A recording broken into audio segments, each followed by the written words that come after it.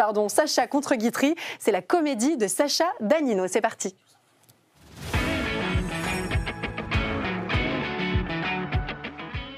Sacha contre Guitry, tout contre, une relation pour le moins tumultueuse entre un père et son fils. C'est l'histoire du plus grand comédien de son époque, Lucien Guitry, et puis de son fils Sacha, bien sûr, un fils auquel son père refuse de suivre sa voie, celle d'être comédien. C'est aussi l'histoire beaucoup plus actuelle d'Alexandre, un quadra rejeté par son père, qui tombe sur un livre contant l'histoire de cette relation aussi compliquée qu'universelle entre un père et son fils. On en parle avec Sacha Danino, l'auteur de la pièce, et Alexandre Guilbeault, comédien, et vous jouez bien sûr Sacha. On y reviendra. Tout à fait. Avant de revenir sur la pièce, j'aimerais qu'on s'arrête sur ce personnage de Sacha Guitry, né en Russie, fils donc de l'illustre, bien sûr, on l'a compris, Lucien Guitry. Il est sur les planches dès ses 5 ans.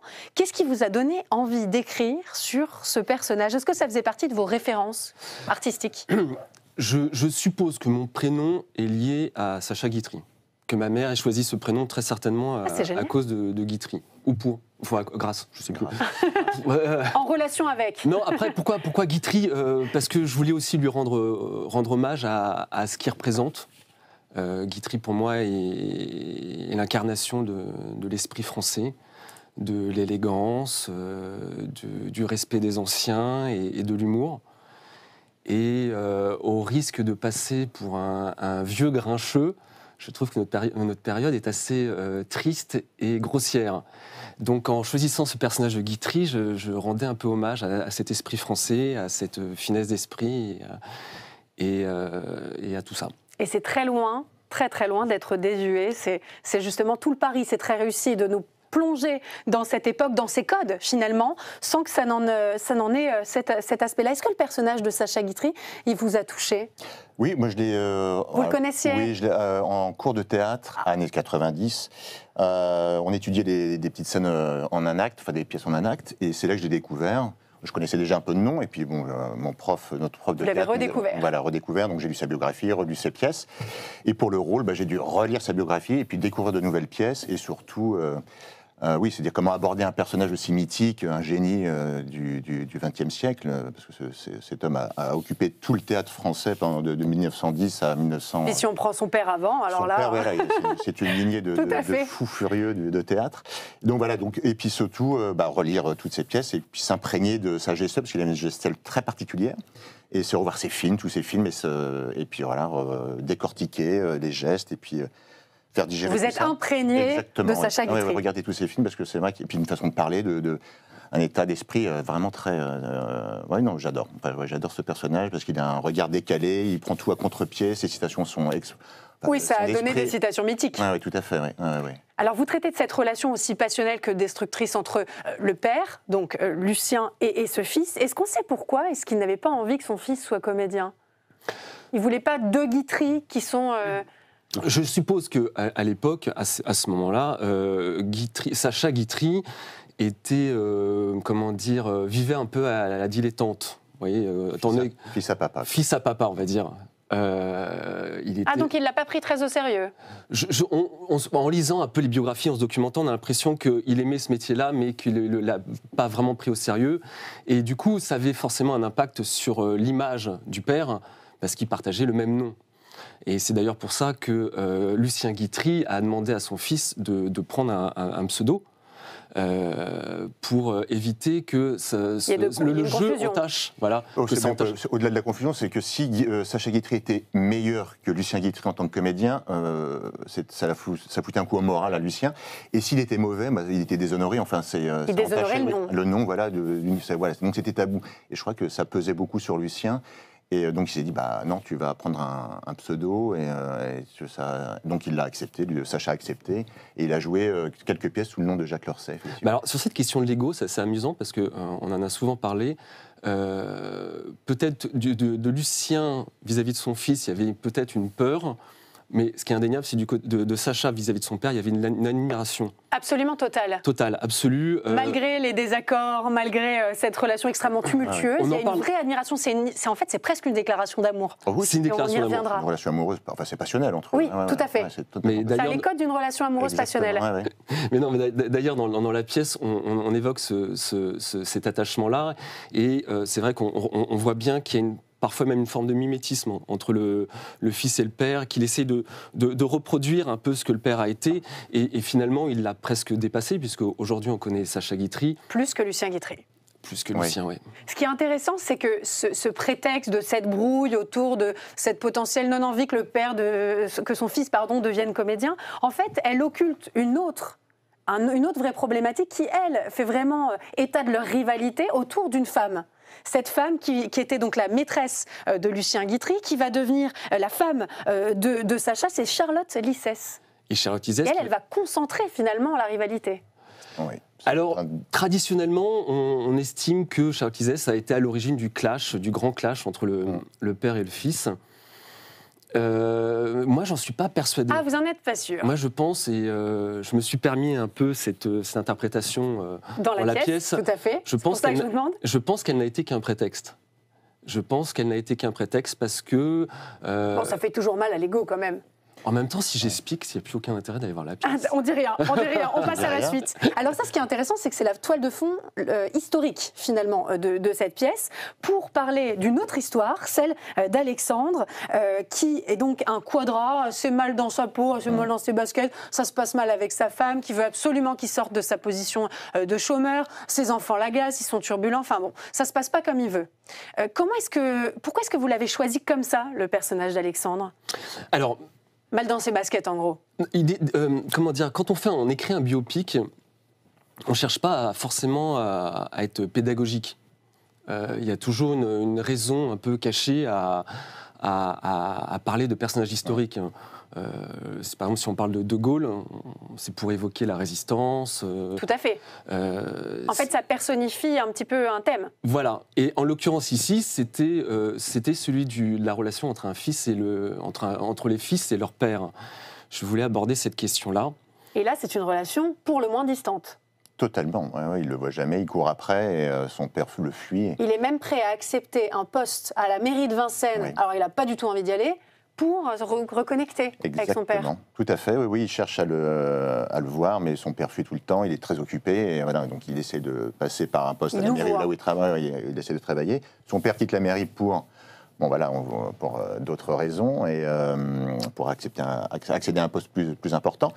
Donc c'est toujours une course effrénée, et Alexandre, en lisant la biographie de Lucien et Sacha Guitry, ça l'inspire et ça l'aide à trouver des solutions pour lui se rattacher à son père. Mais bon, c'est une course effrénée, il faut bien voir la pièce pour savoir comment ça se termine, bien évidemment. Donc c'était un prétexte, entre guillemets, pour nous montrer une autre relation père-fils et nous montrer les complexités toujours qui peuvent exister entre un père et son fils. Voilà, moi en lisant, en me documentant et en écrivant sur les relations entre Lucien et Sacha, je ne pouvais pas m'empêcher de faire le parallèle avec ma propre relation avec mon père. Elle ressemble plutôt à laquelle des deux? Je vous laisse deviner. et du coup, je sais. En écrivant cette pièce, je m'adressais aussi quelque part à mon paternel, mais je m'adressais aussi à tous les pères. Parce que c'est un thème universel, finalement. C'est un thème universel. Il y a votre lien très personnel, bien sûr, que vous nous transmettez, et puis il y a cette question que chacun se pose dans la relation entre un fils et son père. Je reste persuadé que plus on est sincère, plus on est intime dans l'écriture, plus on s'adresse au plus grand nombre, et inversement, quand on cherche à s'adresser à tout le monde, on parle à personne. Et donc là, il a l'œil coquin. Non, on aurait dû dire Guitry, c'était très bien. C'est vrai? Oui, bravo, si, j'aime bien. C'est vrai, cette espèce de confusion. Vous validez? Oui, je valide totalement. Sacha diminutif, d'Alexandre, Alexandre. Tout est lié. Tout est lié, c'est extraordinaire. C'est génie. Et justement, tout est lié. C'est là, merci pour la transition, elle est parfaite. Ce qui est génial, c'est que Alexandre, un peu paumé, toujours embarqué dans ces histoires de cadra un peu mal dans sa peau, tombe sur un bouquin. Enfin, c'est son ami qui lui offre un livre sur cette fameuse biographie de Lucien et Sacha Guitry. Et là, il plonge dans le livre, c'est le cas de le dire, puisque pouf, les personnages apparaissent. Sacha Guitry d'abord, puis Lucien Guitry. On regarde la bande-annonce et je reviens vers vous tout de suite. Qui êtes-vous? Vous, qui êtes-vous? Sacha Guitry. Vous êtes prêt à partir dans mes aventures? Je vous suis. Enfin, je vous lis. C'est mon nom, Guitry. Ton nom à toi, c'est Sacha. Non, c'est Sacha Guitry, mon nom. Parce que je l'évolue. Il détecte depuis avec c'est que c'est l'homme. C'est extrêmement agaçant. Oh, pardon, excusez-moi, je cherchais ma page. Ah, mais ça y est, c'est bon, hein, j'ai trouvé.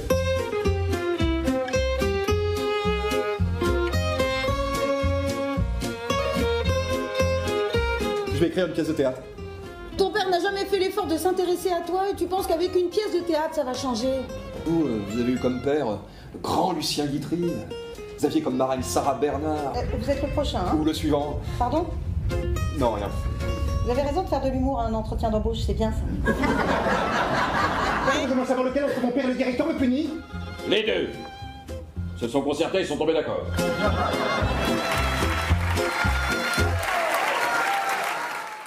Oh, allez, viens te coucher. Bon, bah, désolé, messieurs. Le devoir conjugal. Ah, ouais. Aïe! Ah bah il peut pas faire attention avec son marque-page. C'est vrai. On a vu déjà des extraits, donc cette bande-annonce de cette pièce formidable. Et on l'a vu dès la première page, les personnages prennent corps. Comment est-ce que vous avez décidé que c'était la bonne manière justement d'introduire Sacha et Lucien dans la vie d'Alexandre ? Parce que c'est ce qu'on veut quand on lit un livre. On a envie que les personnages sortent. Moi, je sais quand j'aime vraiment un bouquin, je me dis j'aimerais tellement là que le personnage interagisse avec moi. J'ai envie de comprendre, j'ai envie de.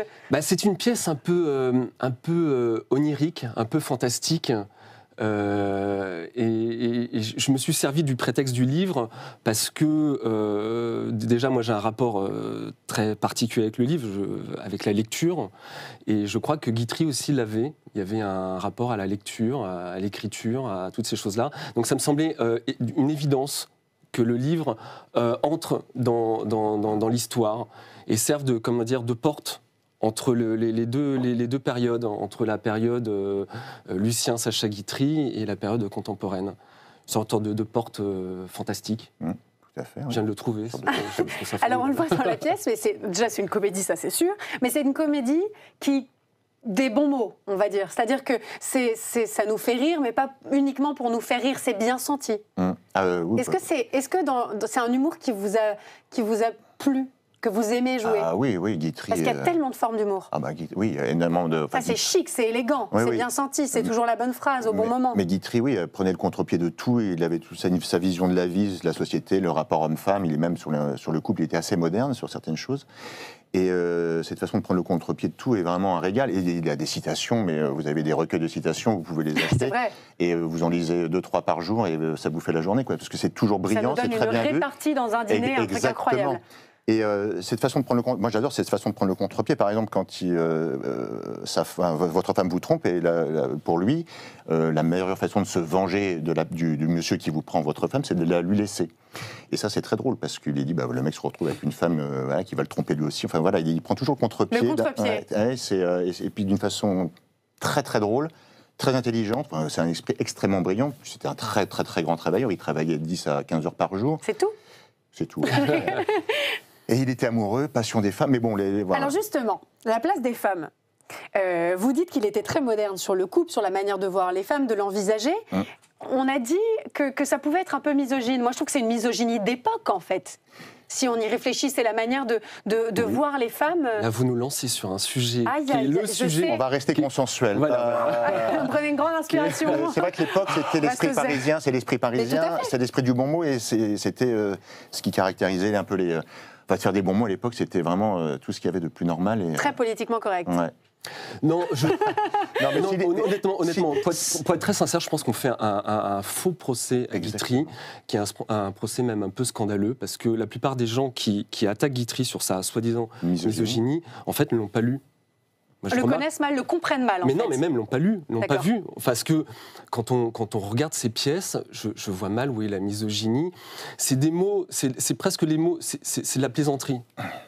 C'est de la plaisanterie, mais qui n'est pas lourde, qui est pleine d'élégance. Et puis, s'il a la dent dure envers les femmes, c'est qu'il était fou des femmes. Il a beaucoup souffert des femmes. Elles l'ont beaucoup trompé. Enfin, les femmes avec qui il s'est marié l'ont trompé. Et s'il a la dent dure, c'est qu'il a beaucoup souffert. Et comme c'est un esprit extrêmement brillant, Et ben, il trouvait des formules qui faisaient mouche et qui... Pour s'en sortir, pour s'en sortir, voilà. Ouais. Dépatouiller. Et justement, la femme d'Alexandre joue toutes les femmes, dont Sarah Bernard. Et je trouve que c'est un très bel hommage à la place des femmes, qui en fait, cette femme, elle est universelle, elle représente toutes les femmes et tout l'amour qu'on peut avoir pour les femmes. Bon, c'est une pièce que j'ai adorée, elle est magnifique. Sacha contre Guitry, tout contre. Merci beaucoup, Merci Sacha bien. Danino. Merci à vous. Également avec nous sur scène, Juliette Galloisy et Dominique Bastien, qui joue mon père Lucien. Merci. Et Thomas Marceul. Oh, bon, là. Il y en a toujours un qui se fait, Thomas Marceul, qui joue le rôle d'Alexandre, bien évidemment. Je suis désolé, pardonne-moi Thomas. Merci beaucoup à tous les deux. Merci beaucoup. On continue.